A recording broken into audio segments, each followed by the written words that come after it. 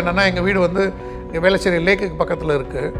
அதில் வீட்டிலேருந்து நேர் பின்னாடி லேக்கு. ஸோ ஒரு 60 to 70 ஏக்கர்ஸ் ஆஃப் வந்து ஓப்பன் ஸ்பேஸ் தான், பில்டிங் கிடையாது.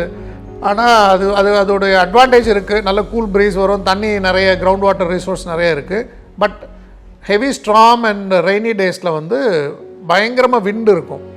ஸோ அந்த விண்டையும் வித்ஸ்டாண்ட் பண்ணுற மாதிரி நம்ம போடுற மேலே பண்ணுற ஃப்ரேம் ஒர்க்கும் ஸ்ட்ராங்காக இருக்கணும் அப்படின்ற ஒரு தாட் இருந்துச்சு.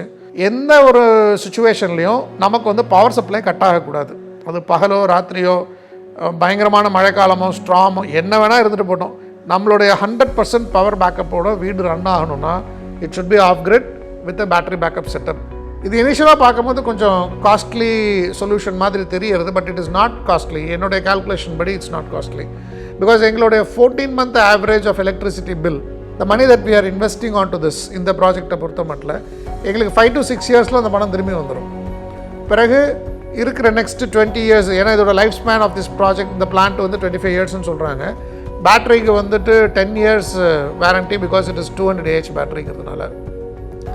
ஸோ எங்களை பொறுத்த மட்டும் ஒரு 6 yearsல once we recover the cost, rest of the 21 years whatever or 19 years whatever it is, it's free electricity தான், 100% ஃப்ரீ தான். வேறு ஒன்றுமே பெரிய இதில் மெயின்டெனன்ஸ் இருக்கிற மாதிரி தெரியல.